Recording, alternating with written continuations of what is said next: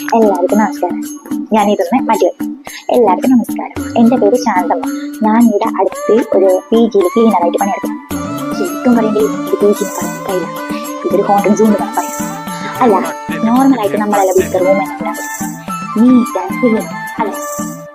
പക്ഷെ ഇവിടെ അങ്ങനെയേ അല്ലാതെ ഇവിടെ ഭൂകമ്പം വന്നിട്ട് പോയാൽ എങ്ങനെ ഉണ്ടാവും? അങ്ങനെ ഉണ്ടാവും, അതേ കണക്കുണ്ടാവും. ഒരു മുലക്ക് ചട്ടിയെങ്കിൽ മറ്റേ മുലക്ക് പൈസ, ഡ്രസ്സ് വെച്ചത് കണ്ടെങ്കിൽ ഒരു മര്യാദയില്ല. പകുതി ബാത്റൂമിലെങ്കിൽ പകുതി ഫാനിലുണ്ടാവും.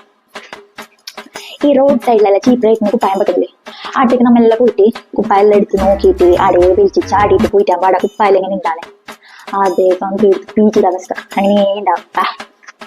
ഒരു മൂലക്കുന്നെങ്കിലും പകുതി തിന്നിട്ട് വെച്ച പാത്രം കിട്ടാണ്ടിരിക്കേയില്ല, അതെങ്കിലും ഉണ്ടാവും അവിടെ.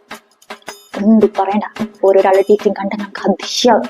അതിൽ തുറന്ന് നോക്കണം, അതിൽ കൂട്ടിപ്പെട്ടിട്ട് അതിന്റെ കുഞ്ഞായിട്ട് അതിൽ വീണ്ടും മുട്ട ഇട്ടിട്ട് അതിന്റെ വീണ്ടും കുഞ്ഞായിട്ട് ഇതെല്ലാം ഒന്നിച്ച് കൂടിയിട്ട് സംസ്ഥാന സമ്മേളനം കഴിഞ്ഞിട്ട് അതിൽ ചത്തിട്ട് പറയണ്ട. അങ്ങനെ ആയിരിക്കപ്പെടല്ലേ ടിഫിൻ ബോക്സ് മാറിയിട്ട് പിന്നെ ഒരു കൊല്ലത്തേക്ക് ആ ഭാഗത്തേക്ക് പോകാൻ കഴിയില്ല, അത്ര കഷ്ടം.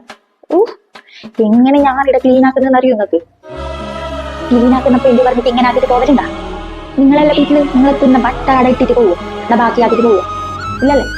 പിന്നെ വേറെ ഒന്ന് പറയുകയാണെങ്കിൽ അപ്പി അവിടെ ആ റൂമിൽ ഇല്ലെങ്കിലും 24/7 ഹവേഴ്സും ആ റൂമിൽ ഫാൻ ലൈറ്റ് എല്ലാം ഓണിലിട്ടാവും. പിന്നെ അടുത്ത മെയിനില്ലേ കക്കൂസ്, അതിനെ കുറിച്ചിട്ട് പറയാൻ കഴിയില്ല. കക്കൂസിനെ കുറിച്ച് വിചാരിക്കുമ്പോൾ ബേജാറ്.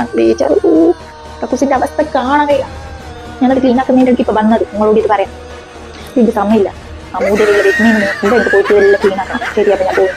ശരി, നിങ്ങൾക്ക് എല്ലാവർക്കും ഇഷ്ടമായെങ്കിൽ പറയാം, ഞാൻ ഇനിയും വരും. ശരി, ബൈ.